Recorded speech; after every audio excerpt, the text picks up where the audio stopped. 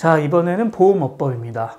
자, 보험업법은 우리가 좀 전략적으로 해서 좀 좋은 점수를 받으면 좋겠다.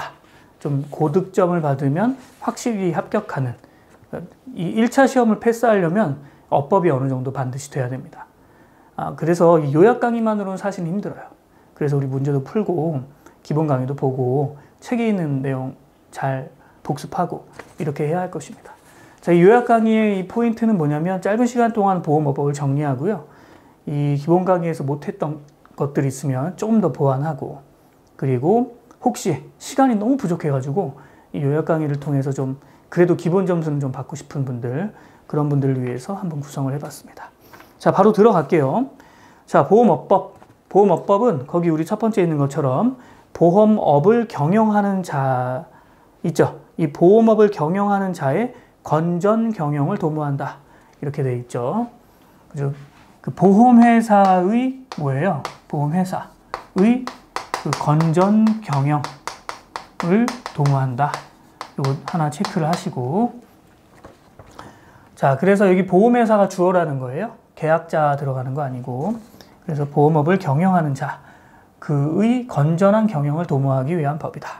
이렇게 돼 있고, 이 보험 상품이라고 하는 것은 결국 보장성인데, 이 보험 상품은 보장성 어떤 금융 상품이에요. 그죠? 이 보험 상품은 뭐 손해, 그 다음에 생명, 그리고 재산보험, 이렇게 우리가 세 가지로 나누는데, 보험 상품에서 제외되는 게 중요하겠죠. 자, 제외되는 것은 첫 번째 뭐가 제외되죠? 이제 국영보험이 제외됩니다. 그래서 거기 보호는 그 고용보험, 건강보험, 국민연금보험, 장기요양보험, 그 다음에 산재보험, 이런 것들은 다 국영보험이죠. 국영보험과 여기서는 언급하지 않았지만 타 법령에서 규제하는 또 보험들이 있어요. 뭐 우체국보험이나 아니면은 또 뭐 우리 그 교직원 공제 같은 뭐 이런 것들, 그런 것들 있죠. 또 뭐 새마을 공제, 뭐 수협, 이런 것들, 여러 가지 공제들. 기타 법에서 하는 것은 우리가 안 하죠. 국영보험. 근데 여기서는 언급은 안 하고. 그 다음에 두 번째. 그 다음에 선불식 할부계약. 그죠? 선불식 할부계약은 이 보험계약에서 제외되죠. 이거 흔히 말하는 보람상조, 이런 거 제외됩니다. 자, 뭐 이 정도 알고 계시면 되고, 뭐 구체적으로 들어가면 이 보험업법이 결국은 이제 보험회사를 규율하겠다 하는 건데, 이런 애들은 제외되고 또 다른 법령에서 규제하는 애들은 또 제외되니까 그런 회사 같은 경우에는 업법이 아니라 다른 법으로 규제하는 것이죠. 물론 이제 우체국보험 같은 경우는 국영보험이긴 하지만 뭐 그렇다고 해서 뭐 이 손해사정 관련한 이 제도 뭐 이런 거 있잖아요. 보험 계리 관련 제도, 이런 것들은 또 준용해서 적용하고 있어요. 다음 전문보험계약자 봅시다. 시험에 나오겠죠. 자, 전문보험계약자라는 것은 어디까지가 전문보험계약자냐? 여기 중요한 거예요. 전문보험계약자는 뭐예요? 보험계약을 잘 이해하고 그것을 이행할 능력이 있는 사람이에요. 즉 보험 전문자라는 거죠. 보험의 전문적인 어떤 능력을 갖고 있는 사람들을 우리가 전문보험계약자라고 해요. 그래서 여기 보시면 기본적으로 국가, 그죠? 한국은행, 대통령령으로 정하는 금융기관, 그 다음에 주권상장법인이니까 이 주권상장법인 뭐예요? 예, 그 주식 거래가 되고 있는 법인들, 그 외에 대통령령으로 정하는 자란 말이에요. 근데 이런 것들은 시험에는 이제는 나올 때가 아니고, 이제 뭐가 나올 거냐면 이 전문보험계약자가 자기가 일반보험계약자가 되고 싶다, 이런 어떤 그 의사표시를 하면, 그죠? 전문보험계약자도 그 일반보험계약자가 될 수 있어요. 그렇죠? 그런데 첫 번째 시험 포인트는 뭐냐면, 이러한 의사표시는 그 서면으로 통지해야 된다, 이렇게 되어 있어요. 자, 보험업법은 행정법 같은 그 유사한 행정법과 유사하기 때문에 이 절차가 중요한 거예요. 언제까지 신고하고, 언제까지 허가하고, 또 할 때는 어떻게 하고, 뭐 이런 게 중요한 겁니다. 우리가 공부했던 보험계약법은 그런 어떤 행정이나 절차와 관련한 법이 아니기 때문에, 계약법은 뭐 의사표시를 어떻게 하는지 묻지 않잖아요. 그렇지만 보험업법은 이렇게 서면으로 해라, 이런 식으로 한다고요. 대부분 다 뭐 구두로 하는 건 없어요. 행정 어떤 처리니까. 자, 서면으로 통지하면 일반 보험 계약자가 될 수 있다 이거예요. 그런데 자, 여기서 이제 시험 이게 첫 번째 포인트고 두 번째 포인트는 뭐냐면 하지만 그 안 되는 사람 일반 보험 계약자가 안 되고 반드시 전문 보험 계약자만 되는 사람이 누구냐 이런 걸 우리가 체크를 해야 될 거예요. 시험에 나온다고요. 그럼 반드시 전문 보험 계약자만 되는 사람은 누굴까요? 전문 보험 계약자만 되는 사람은요. 여러분 국가 등이에요. 국가 등. 그죠? 근데 여기서 이 국가 등이라고 할 때 그죠? 이 국가라고 하는 사람은 국가만 있는 게 아니라 뭐 정부도 있고 그죠? 그 다음에 외국의 정부도 있고 그죠? 그 다음에 뭐 국제 기구도 있고 그 다음에 이제 국가에 준하는 사람은 공사 그 다음에 뭐 중앙은행 이런 애들 요런 애들이 다 국가에 준하는 애들이에요. 그렇죠? 그래서 국가에 준하는 애들은 기본적으로 뭐가 안 돼요? 전문보험계약자만 되는 거예요. 전문보험계약자만. 그죠? 자, 그 다음에 그거 말고 여기서 이제 그 하나 더 있어요. 국가에 준하는 애들과 하나 더 안 되는 애가 이건 시행령이 있는 건데 그 신용 어쩌고 저쩌고 기금 신용 어쩌고 저쩌고 앞에 신용 붙은 기금은 반드시 전문보험계약자만 되는 거예요. 자, 그럼 다시 정리해 봅시다. 국가 등에 해당하면 전문계약자만 해야 된다. 전문보험계약자. 얘네들은 정부, 그죠? 외국의 정부, 그 다음에 국제기구, 공사, 중앙은행 이런 것들이 이제 또 외국의 중앙은행 얘네들이 기본적으로 국가에 준하는 애들이고 그 다음에 신용 무슨 보증기금 이런 애들도 그 반드시 전문보험계약자만 되는 애들이다. 그러면 일반 보험계약자가 될 수 있는 애들은 뭐예요? 신용기금 뺀 나머지 기금운용법인 그 다음에 외국의 은행인데 중앙은행 말고 외국의 금융기관 그 다음에 국가 말고 지자체는 뭐가 될 수 있어요? 일반 보험계약자가 될 수 있어요. 오케이? 우리 책에 있죠? 얘네들 그 외에 방금 언급하지 않았던 뭐 주권상장법인 이런 애들 걔네들은 반드시 그 일반 보험계약자가 될 수 있어요. 그리고 이 국가 등에는 뭐가 포함되겠어요? 뭐 금융감독원 등등 포함되고 그 다음에 여기 하나 더 있어요. 1, 2 그리고 세 번째가 그 보험관계단체 정도가 있어요. 자, 이 보험관계단체 같은 경우에 혹은 뭐 설계사 등등 보험관계단체는 전문보험계약자만 되는 거예요. 자, 금년시험 요걸 좀 체크를 해놓고 우리가 정부를 좀 시험을 좀 대비를 해봅시다. 아마 중요할 거예요. 자, 다음 주제에 한번 가보자고요. 자, 보험회사가 아닌 자와 계약을 체결할 수 있는 경우 우리가 크로스보더라고 그랬죠. 자, 국경을 넘어가요. 크로스오버라고도 하고 그죠? 국경을 넘어가서 체결을 할 수 있는 경우 즉 국내에 살고 있는 우리나라 사람이 외국에 있는 보험회사와 계약을 체결할 수 있는 경우가 뭐냐 하는 거예요. 자, 이러한 경우 우리가 여기 있죠? 첫째는 뭐예요? 3개 이상 거절된 경우. 그죠? 3개 이상 거절된 경우.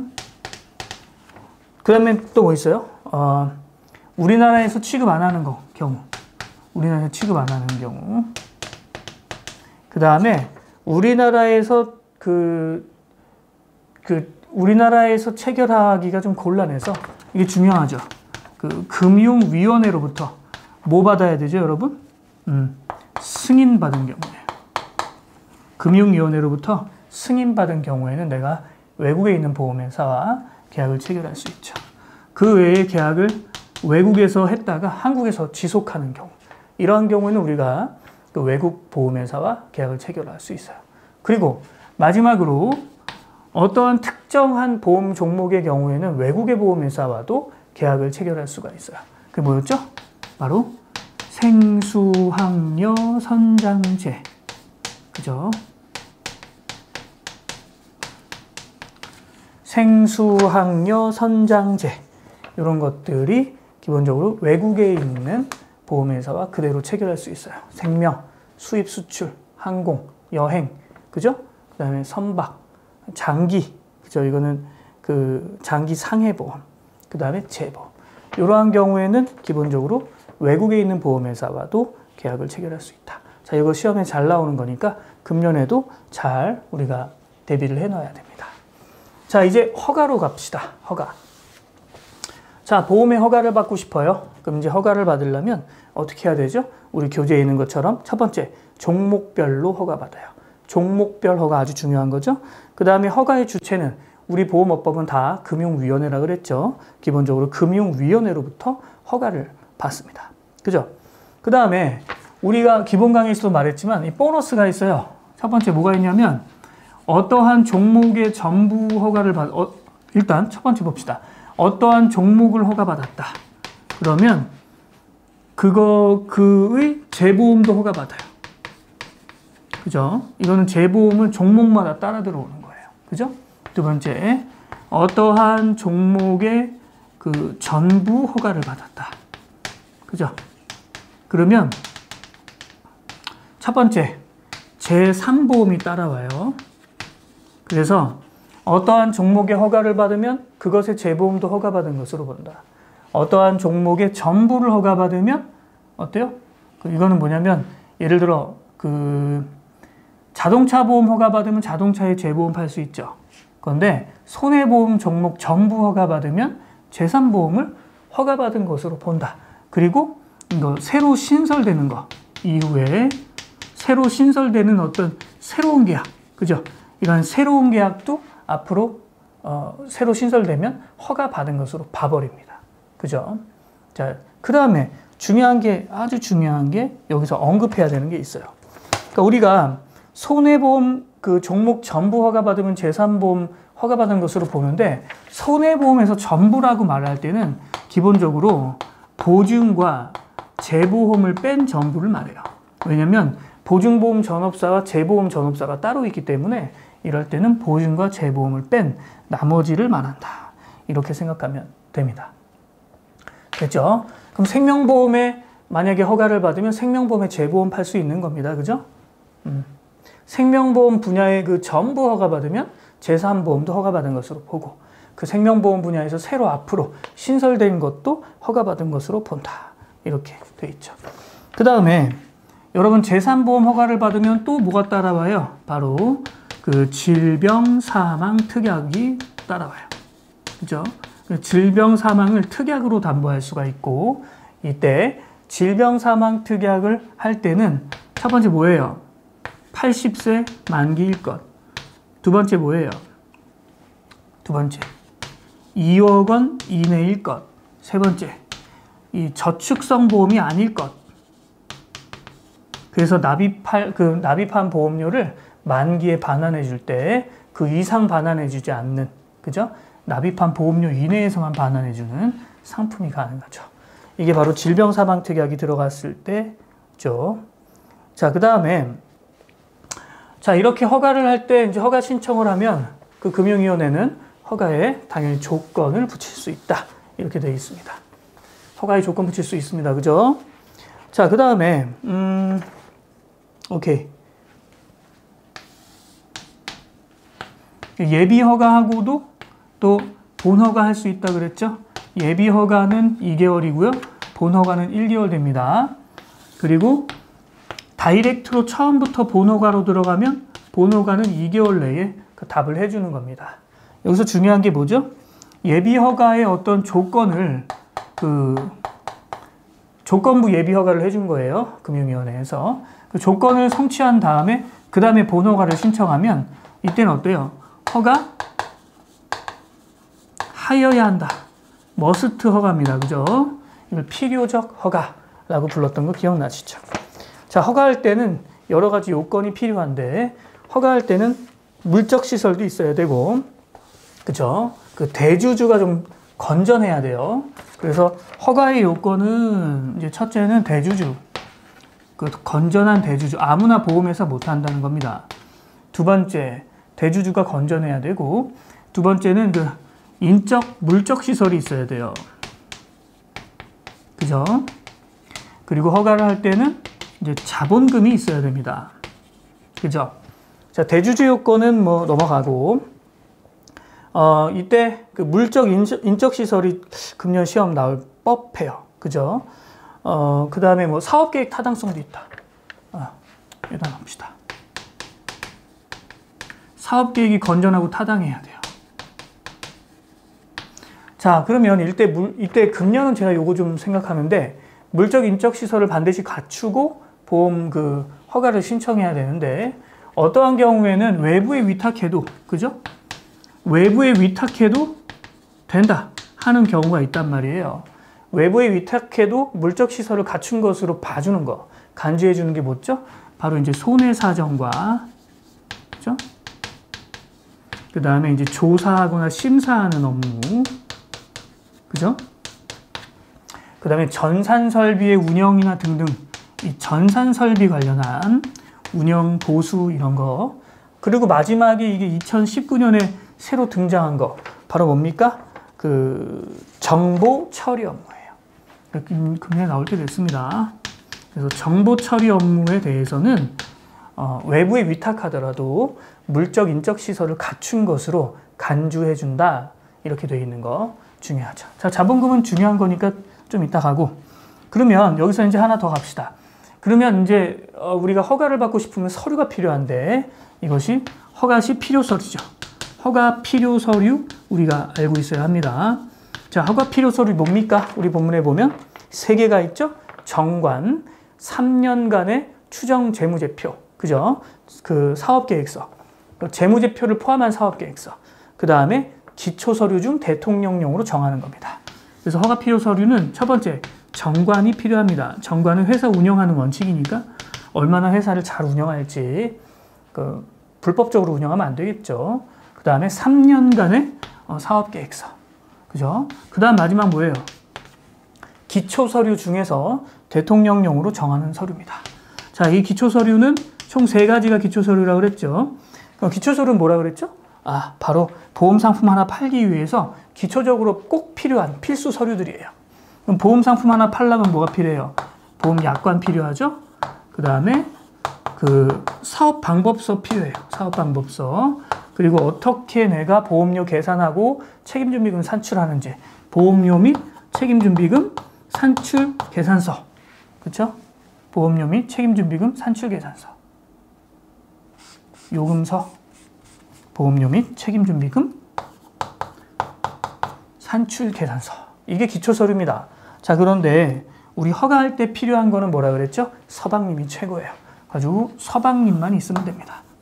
그래서 기초서류 중에 그 사업방법서가 있으면 그것만 내면 된다. 결과적으로 정관, 3년간의 사업계획, 그리고 기초서류 중 사업방법서, 이런 것들이 기본적으로 허가 시에 필요한 서류가 되겠죠. 자, 그러면 허가에 대해서 조금만 더 가봅시다.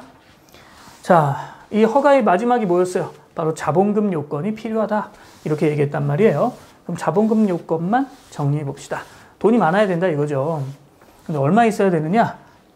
이제 300억 이상 있으면 됩니다. 그렇죠? 300억 이상이 그 자본금이 있으면 되는데, 이때 자본금은 이거죠? 재바, 그죠?